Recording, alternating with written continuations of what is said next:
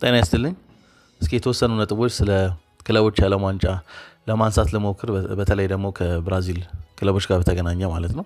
በመጀመሪያ አንዳንድ የተወሰኑ ጥያቄዎች ያስተዋልኩት ሰዎች ላይ አራት የብራዚል ቡድኖች እንዴት በዚህ ውድድር ተሳትፎ የሚለው ነው።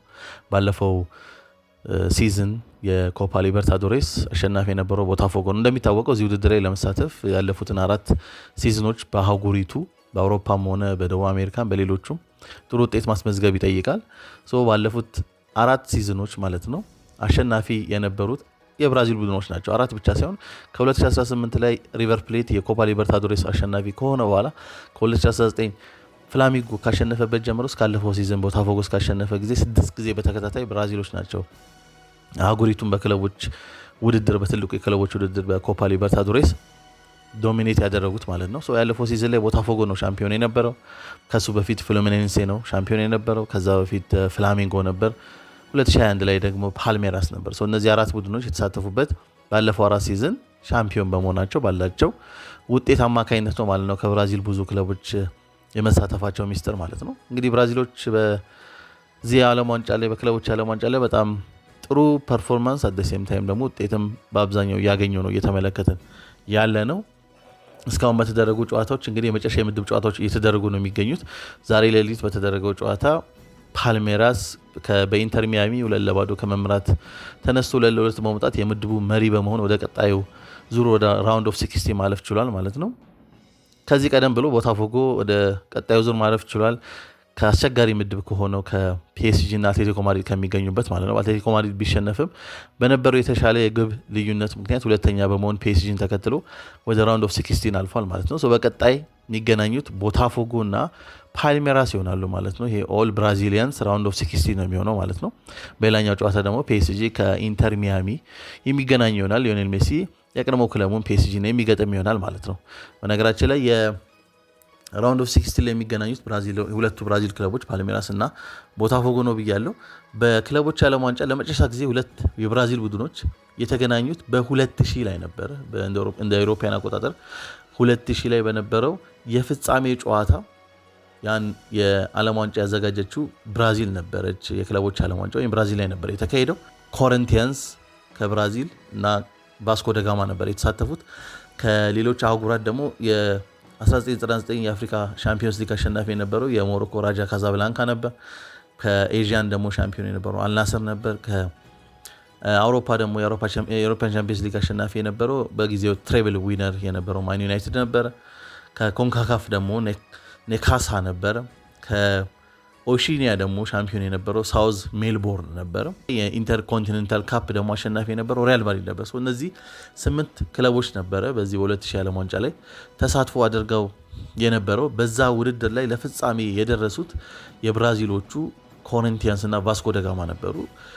ቫስኮ ደጋማ በጊዜው እንደ ሮማሪዮ አይነት እንደ ኤድሞንዶ አይነት አስደናቂ ተጫዋቾች ነበሩ። በውድድሩ ማን ዩናይትድን 3-1 ማሸንፎ ነበር። አንድ የሳውዝ አሜሪካ ቡድን የአውሮፓ ቡድንን ከረዥም ዓመታት በኋላ አሸነፈ ብለን የጠቀስነው በ2012 ኮሪንቲያንስ ቼልሲን 1-0 ባሸነፈበት ጨዋታ ነበረ። ነገር ግን ሁለትና ከዛ ግብ ልዩነት በላይ ያሸነፈበት የመጨረሻው አጋጣሚ የነበረው ባለፈው ፍላሚንጎ ቼልሲን ሲያሸንፍ ነው። እንግዲህ ይሄ ሪከርድ ድጋሚ የተመዘገበው ማለት ነው። ከዛ በፊት ግን የተመዘገበበት አጋጣሚ የነበረው 2000 ላይ ቫስኮ ደጋማ ማን ዩናይትድን 3-1 ባሸነፈበት አጋጣሚ ነበር ማለት ነው። ስለዚህ በዓለም የክለቦች ዋንጫ ላይ ለመጨረሻ ጊዜ ሁለት ብራዚሎች የተገናኙበት በማንኛውም አጋጣሚ ማለት ነው በክለቦች ዓለም ዋንጫ ላይ 2000 ላይ ነበር ብራዚል ላይ ተደርጎ በነበረው ውድድር ማለት ነው። አሁን በድጋሚ ራውንድ ኦፍ 16 መገናኘት ይችላል ቦታፎጎ እና ፓልሜራስ ማለት ነው። እንግዲህ አራቱም የብራዚል ቡድኖች አስደናቂ ፎርም ላይ ነው የሚገኙት። አጠቃላይ ሳውዝ አሜሪካም ጥሩ ፎርም ላይ ነው። ምናልባት ቦካ ነው ከክለቡ ከምድቡ የማለፍ ስጋት ያለበት ማለት ነው። ከቤኔፊካ ባየር ሙኒክ ጋር የሚያደርገው ጨዋታ ላይ የሱን ውጤት የሚጠብቅ ይሆናል። ከዛ በተረፈ ደግሞ ቦካ ጁኒየርስ የራሱንም ጨዋታ በሰፊ ግብ ልዩነት ማሸነፍ የሚጠበቅበት ነው። ለማለፍ አጣብቂኝ ውስጥ የሚገኘው ቦካ ነው። ሪቨር ፕሌትም ምድቡን እየመራ ነው የሚገኘው። ወደ ቀጣዩ ዙር የማለፍ ትልቅ እድል ይኖረዋል። ምናልባት በቀጣዩ ዙር ሌላ የብራዚል ክለብን በራውንድ ኦፍ 16 ከአርጀንቲና ጋር የምንመለከትበትም እድል አለ። ምናልባት ፍሉሚኔንሴ አሁን ምድቡን እየመራ ቢሆንም ቀጣይ ከማሜሎዲ ሰንዳውንስ ጋር ነው የሚያደርገው ፍሉሚኔንሴ ጨዋታውን። እሱን ጨዋታ የሚያሸንፍበት ውጤትና የዶርትሙንድ ውጤት ታይቶ የምድቡ ቀዳሚ ከሆነ ምናልባት ሁለቱም ሪቨር ፕሌትም at the same time ፍሉሚኔንስም ምድቡን ቀዳሚ ሆነው የሚጨርሱ ከሆነ እርስ በርስ የማይገናኙበት አጋጣሚ ሊፈጠር ይችላል። ነገር ግን አንደኛ ሁለተኛው ነው ከጨረሰ አንድ የአርጀንቲናና አንድ የብራዚል ክለቦች በራውንድ ኦፍ 16 የሚገናኙበት እድል ይሆናል ማለት ነው፣ በክለቦች ዓለም ዋንጫ ማለት ነው። እንግዲህ በአጠቃላይ ከተመለከትን ምናልባት ከአራቱ ብራዚል ቡድኖች የበለጠ በጣም እኔ በግሌ ኢምፕረስ ያደርጋል ወይም ያደረገኝ ያለው ምናልባት ደግሞ የወቅቱ የብራዚሉ ምርጡ ክለብ ነው ብዬ ማሰበው በፐርፎርማንስ ዋይዝ ማለት ነው ፍላሜንጎ ነው። ፍላሜንጎ እንግዲህ በፊሊፔ ሉዊስ በቀድሞ የአትሌቲኮ ማድሪድ የቼልሲ ተጫዋች ነው የሚሰለጥነው። ሰፕቴምበር 2024 ላይ ነው እንግዲህ ክለቡን የተረከመው ፊሊፔ ሉዊስ። በረዳት አሰልጣኝነት ነበረ በቲቴ ነበር ከፊሊፔ ሉዊስ በፊት የፍላሜንጎ አሰልጣኝ። ቲቴ ከተሰናበተ በኋላ ፊሊፔ ሉዊስ ቡድኑን ተረክቦ በጣም ጥሩ ቡድን ሰርቷል። ቡድኑ በጣም ኃይለኛ ኢንቴንሲቲ ነው የሚጫወተው። ለእያንዳንዱ ኳስ በጣም ፋይት የሚያደርግ አይነት ቡድን ነው። በጣም ታጋይ አይነት ቡድን ነው። ከኳስ ጋር እያንዳንዱ ሙቭመንቱ አስደናቂ ነው ማለት ነው። ስፔስን አንደርስታንድ የሚያደርጉበት መንገድ በጣም አስደናቂ ነው። በጣም ጥሩ ፎርም ላይ ነው። ምናልባት ይሄ ፍላሚንጎ የ2019ን የሆርጌ ሄሱስን ፍላሚንጎ የሚመሳሰል ነገር አለው። የ2019 ሆርጌ ሄሱስ ፍላሚንጎ የኮፓ ሊበርታዶሬስም የብራዚሊየም ሻምፒዮን ነበር፣ ደብል ዊነር ነበር የጨረሰው። በጥቂት ወራት ውስጥ ነው ሆርጌ ሄሱስ ይህን ማሳካት የቻለው። ፕሮባብሊ አንድ ዓመት ባልሞላ ጊዜ ውስጥ ነው ይህን ስኬታማ ውጤት አስመዝግበው የነበረው። ያን የሚመስል ዶሚናንት የሆነ አይነት ነው የሚመስለው ፍላሜንጎ ማለት ነው። አሁን እየተካሄደ በነበረው ከክለቦች ዓለም ዋንጫ በፊት በብራዚል ሴሪያ የደረጃ ሰንጠረዡን ብንመለከትም ፍላሜንጎ ነው እንግዲህ እየመራ የሚገኘው ማለት ነው። በጣም ድንቅ ፎርም ላይ የሚገኘው ወይም ደግሞ እስካሁንም በክለቦች ዓለም ዋንጫ ላይ በጣም ድንቅ ፎርም የተመለከትንበት ቡድን ፍላሜንጎ ነው። ቦታፎጎ በጣም ዲፌንሲቭ በጣም ጠንካራ ቡድን ነው። ቀድሜ እንደጠቀስኩት ያለፈውን የኮፓ ሊበርታዶሬስ 2024ን አሸናፊ የነበረው ቦታፎጎ ነው። ነገር ግን ይህን አሸናፊ በሚሆንበት አጋጣሚ የቡድኑ አሰልጣኝ የነበረው አርቱር ሆርጌ አሁን ከስብስቡ ጋር የለም፣ ወደ ኳታር ሄዷል ማለት ነው። ስለዚህ አዲስ ሬናቶ ፔቫ የሚባል ሌላ ፖርቹጋላዊ፣ አርቱር ሆርጌም ፖርቹጋላዊ አሰልጣኝ ነው። ሬናቶ ፔቫም በተመሳሳይ ፖርቹጋላዊ ነው። ሬናቶ ፔቫ የሚባል አሰልጣኝ ነው አሁን የሚሰለጥነው በአዲስ አሰልጣኝ ማለት ነው። የተወሰኑ ተጫዋቾችን ቦታፎጎ ለቀውበታል። ባለፈው የኮፓ ሊበርታዶሬስ አሸናፊ ሲሆን ቁልፍ ሚና ከተጫወቱት ውስጥ አንደኛው ሉዊስ ኤንሪኬ የለም ከስብስቡ ጋር። አሁን ፊት መስመር ላይ የምንመለከተው ባለፈው ፒኤስጂን ሲያሸንፉ ብቸኛውን ግብ ያስቆጠረው ኢጎር ሄሱስም አሁን በስብስብ ውስጥ ለክለቡ ያልቻለ ዋንጫ ቢኖሩም የኖቲንግሃም ፎረስት ተጫዋች መሆኑ ተረጋግጧል። የመሃል ተከላካይ የሆነ ደግሞ ጃየር ኩኒያ ደግሞ በተመሳሳይ እሱም የኖቲንግሃም ፎረስት ተጫዋች መሆኑ ተረጋግጧል። አሁን የክለቦች ዓለም ዋንጫ ላይ ቢኖሩ ማለት ነው። ግን የተወሰኑ ተጫዋቾች ከቦታፎጎ ጋር የሉም፣ አሰልጣኙም ጨምሮ ማለት ነው። አሰልጣኙም አዲስ አሰልጣኝ ነው። ዲፌንሲቭሊ በጣም ስትሮንግ ነው። ፒኤስጂ ላይም በጣም በጠንካራ ሁኔታ ተከላክለው ያገኙትን አጋጣሚ በአግባቡ ተጠቅመው አሸናፊ መሆን የቻሉ ሉዊስ ኤንሪኬም እንደ ቦታፎጎ በጣም በድንቅ የተከላከለን ቡድን አልገጠመንም በዚህ ሲዝን ብሎ ገልጾ ነበር ማለት ነው። ቦታፎጎ ጠንካራ ቡድን ነው ማለት ነው። የበለጠ ፍላሚንጎ ኦፌንሲቭሊም በጣም ጥሩ መሆኑ የበለጠ አፕሪሺየት የሚደረግ ሆኖ ሳለ ነገር ግን ቦታፎጎም ጥሩ ነው። ፍሉሚኔንሴም ከኳስ ጋር በጣም ጥሩ ቡድን ነው፣ ጥሩ ስብስብ ነው ማለት ነው። የፍሉሚኔንሴ አሰልጣኝ ብራዚላዊ ሬናቶ ጋውቾ ነው። ሬናቶ ጋውቾ በጣም ጥሩ አሰልጣኝ ነው። በነገራችን ላይ የመጀመሪያ አጋጣሚ አይደለም። ከዚህ በፊት በ4 የተለያዩ አጋጣሚዎች ፍሉሚኔንሴን አሰልጥኖ ነበር። ለ5ኛ ጊዜ ነው ወደ ፍሉሚኔንሴ የመጣው ማለት ነው። ጥሩ ተጫዋቾች አሉት። እንግዲህ የቡድኑ ካፕቴን ቬተራን ቲያጎ ሲልቫ ነው ማለት ነው። አስደናቂ ፎርም ላይ ነው። ምናልባት አሁንም ድረስ እኔ ብራዚሉ ምርጡ ሴንተር ባክ ቲያጎ ሲልቫ ነው ብዬ ነው ማስበው። በጣም አስደናቂም ጊዜ ነው ያለፉትን ሁለት ጨዋታዎች ላይ ያሳለፈው። ወደ ብራዚልም ከተመለሰ በኋላ በጣም ድንቅ ፎርም ላይ ነው። በተመለሰበት አጋጣሚ አስቸጋሪ ጊዜ ላይ ነበር ፍሉሚኔንሴ። ቡድኑ በፈርናንዶ ዲኒዝ ነበር የሚሰለጥነው። ቲያጎ ሲልቫ ወደ ፍሉሚኔንሴ ሲሄድ ቡድኑ የወራጅ ቀጠና ላይ ነበር የሚገኘው። በኋላ ላይ በማኞ ሜኔዝ አማካኝነት ፈርናንዶ ዲኒዝ ከተሰናበተ በኋላ ቡድኑ ከመውረድ ተረፈ። በኋላ ላይ ደግሞ ሬናቶ ጋውቾ ወደ ስብስቡ መጥቷል ማለት ነው። በጣም ጥሩ አሰልጣኝ ነው ሬናቶ ጋውቾ። ምናልባት ብራዚል ውስጥ ጥሩ ኦፌንሲቭ እግር ኳስ የሚጫወት ቡድን ከሚሰሩ አሰልጣኞች አንደኛው ተብሎ የሚጠቀስ ነው ማለት ነው። ፍሉሚኔንሴም ጥሩ ቡድን ነው። ወደ ቀጣይ ዙር የማለፍ ትልቅ እድል አለው ከማሜሎዲ ሰንዳውንስ ጋር። ምናልባት አቻ ብቻ ከተለያየ በቂ ይሆናል ማለት ነው ወደ ቀጣዩ ለማለፍ። ከዛ በተረፈ እንግዲህ አንድ መጥቀስ ያለብን ስለ ስቴቫ ዊሊያን ትንሽ ነገር ማለት ያለብን ይመስለኛል። ስቴቫ ዊሊያን እንግዲህ ክለቦች ዓለም ዋንጫ ከተጠናቀቀ በኋላ የቼልሲ ተጫዋች መሆኑ የሚታወቅ ነው። በጣም ጥሩ ጊዜ ነው እያሳለፈ ያለው። በሌሊቱም ጨዋታ ከኢንተር ሚያሚ ጋር በጣም ጥሩ ፐርፎርማንስ ነበር የተመለከትንበት። እንግዲህ ፓልሜራስ በአሰልጣኙ አቤል ፌሬራ ነው። አቤል ፌሬራ እንግዲህ ለ4 ዓመት ሆነው መሰለኝ ፓልሜራስ ከመጣ። በጣም ውጤታማ አሰልጣኝ ነው። የኮፓ ሊበርታዶሬስንም አሸናፊ መሆን ችሏል። የብራዚል ሴሪያንም አሸናፊ መሆን ችሏል ከአንድ ጊዜም በላይ። ጥሩ ቡድኑን በጣም ጠንካራ ቡድን አድርጎታል። ነገር ግን በጣም ሞር ጥንቃቄ የሚመርጥ ሞር ዲፌንሲቭ የሆነ አፕሮች ያለው ነው። እንግዲህ ከአዲሱ ጆዜ ተብሎ እንደሚጠቀስ እናውቃለን። ይሄ አቤል ፌሬራ ማለት ነው። ይህን አይነት ነገር የተመለከትንበት በፓልሜራስ ላይ የበለጠ ማጥቃቱ ላይ በጣም ግለሰቦችም ማጥሮት በተለይ ወደፊት ሲሄድ ፓልሜራስ በደንብ ሁልጊዜ አውት ናምበርድ ይደረጋል በኢንተር ሚያሚ እና የበለጠ አይዞሌትድ ሆኖ ወደ ባይላይኑ አካባቢ ነው በብዛት የምንመለከተው ስቴቫ ዊሊያንን ማለት ነው።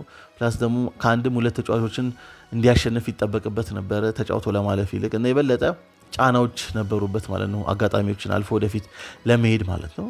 የበለጠ ዲፌንሲቭ ኮንትሪቢሽኑ ላይ በጣም ኢንቮልቭም ሲያደርግ ነበር የበለጠ ማጥቃቱ ላይ ብቻ ሳይሆን ማለት ነው እና በዙሪያው ጥሩ አታኪንግ ተጫዋቾች የበለጠ በኖሩ ቁጥር በጣም የበለጠ ከዚህ በላይ ፐርፎርም ማድረግ እንደሚችል በጣም ፖቴንሻሉ ግልጽ ያሳያል ማለት ነው። በዙሪያ ያሉ የተሻለ ኳሊቲ ያላቸው ተጫዋቾች ቢኖሩ ደግሞ የበለጠ የሚገራርሙ ኳሶችን ሲሰጥ ተመልክተናል በዛሬው ጨዋታ ማለት ነው።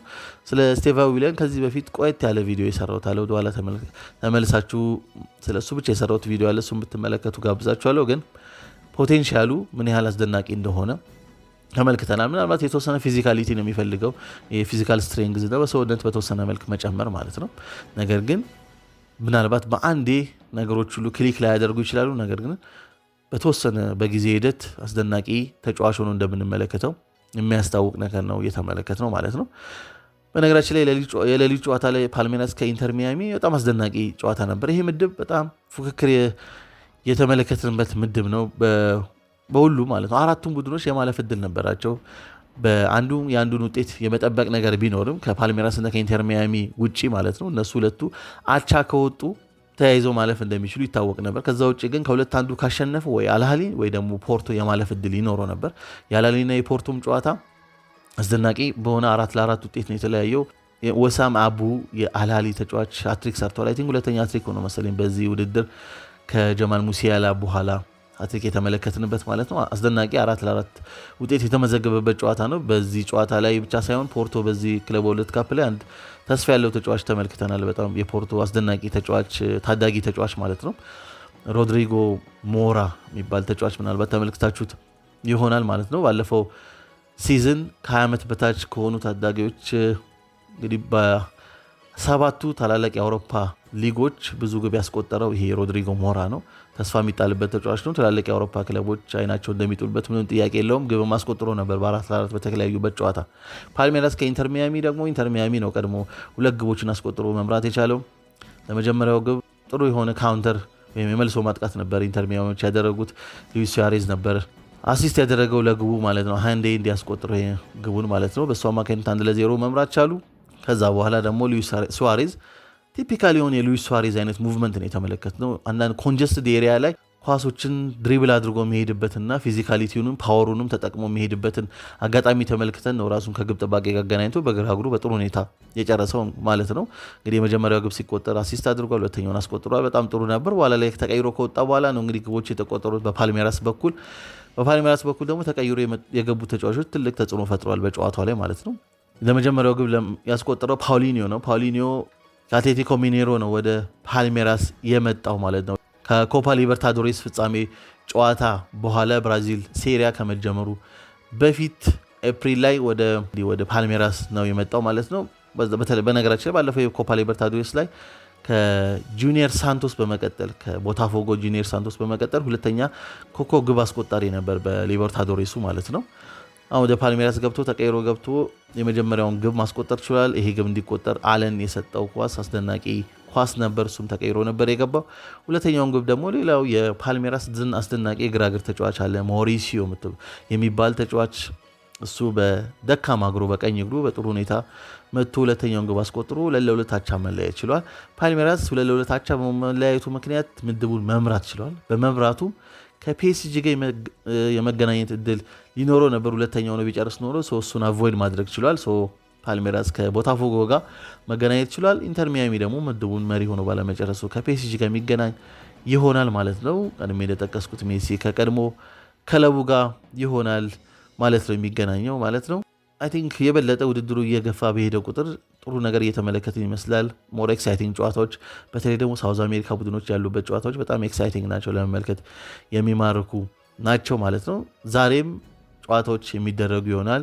እነ ፍሉሚኔንሴ የነ ዶርትሙንድ ምድብም ኃላፊውን የምናውቅበት ይሆናል። የነ ፍላሚንጎ እና ቼልሲ ምድብም በተመሳሳይ አሸናፊዎችን የምንለይበት ይሆናል ማለት ነው። 4 ሰዓት እና ሌሊት 10 ሰዓት ነው ጨዋታዎቹ የሚደረጉት። የነ ቼልሲ ሌሊት 10 ሰዓት ነው። የነ ፍሉሚኔንሴ እና ዶርትሙንድ ምድብ ደግሞ ምሽት 4 ሰዓት የሚደረግ ጨዋታ ይሆናል። በእርግጠኝነት ማሜሎዲ ሰንዳውንስ ከፍሉሚኔንሴ ጥሩ ጨዋታ ይሆናል ብዬ እጠብቃለሁ። ማሜሎዲ ሰንዳውንስም የማለፍ እድል አለው። ከዶርትሙንድ ጋር ጥሩ ነበር። ዶርትሙንድንም መብራት ችሎ ነበር፣ በጥሩ ግብ አስቆጥረው ማለት ነው። በኋላ ላይ ሽንፈት ቢያስተናግዱ ማለት ነው። ስለዚህ የማለፍ እድል ያለው ሰንዳውንስ ከእንግዲህ ፍሉሚኔንሴም ተመሳሳይ አቻ የሚበቃው ቡድን ነው። ጥሩ ጨዋታ የምንመለከት ይመስለኛል። ቼልሲም የዛሬውን ጨዋታ ማሸነፍ ይጠበቅበታል ማለት ነው፣ ከኤስፔሪያንስ ጋር በሚያደርገው ጨዋታ ሌሊት 10 ሰዓት ላይ ማለት ነው። ፍላሚንጎ ኦልሬዲ ማለፉን ያረጋገጠ ቡድን ነው። ሌሊት እንግዲህ ጨዋታውን ተመልከቱ። ምናልባት ከጨዋታው በኋላ ጥቂት ነጥብ እንደዚህ ለማንሳት እሞክራለሁ። እንደዚህ አልፎ አልፎ ከክለብ ዓለም ዋንጫ ጋር በተገናኘ አንዳንድ ነጥቦችን ለማንሳት እሞክራለሁ። ሀሳብ አስተያየታችሁን በኮሜንት መስጫው ላይ ስጡኝ። እንዴት ነው ውድድሩን አገኛችሁት የሚለውን፣ የተወደዳችሁት የሚለውን ማለት ነው። በተረፈ ሰብስክራይብ፣ ሼር፣ ላይክ አድርጉ። አመሰግናለሁ።